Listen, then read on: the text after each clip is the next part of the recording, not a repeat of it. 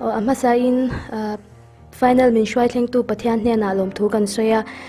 he final kan thlen theina tur hianin kaushan tek kan veng branch ke gp tele veng chu mi puiten na sa takin min chan puya an thei to pin chong china nen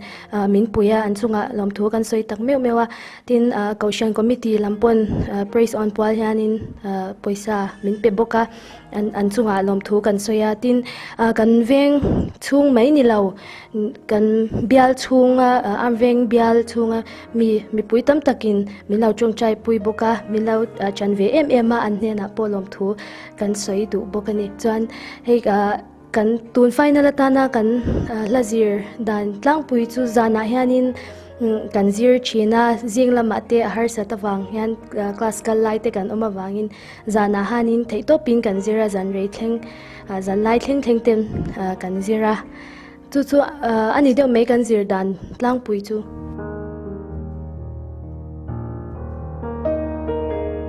Veng branchian iswa athin lunga ke ka om ti hlan ron sadona hela phwa tu hi pupi bi lalbiak zwala ani lali swa wa na changa leya halo chuka arong bo na tele atwar na thlengin hela hian aron tuam do na ni Veng branch kan so me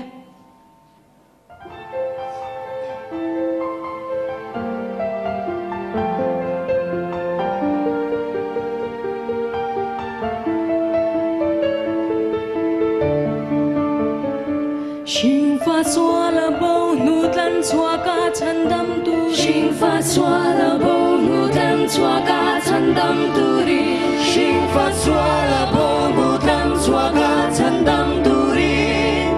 Tu nghe căn lăng tin van có thể là hiền in dòng anh rẽ chia ba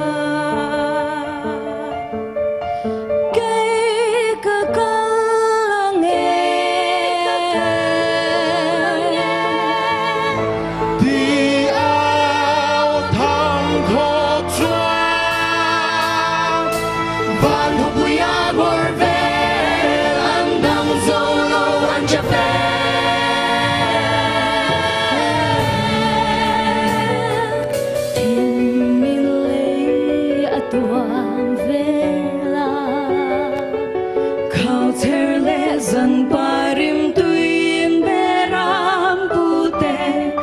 ahwa lai chua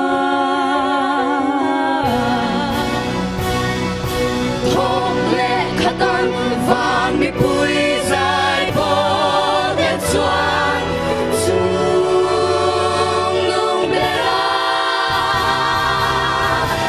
ro pui ro se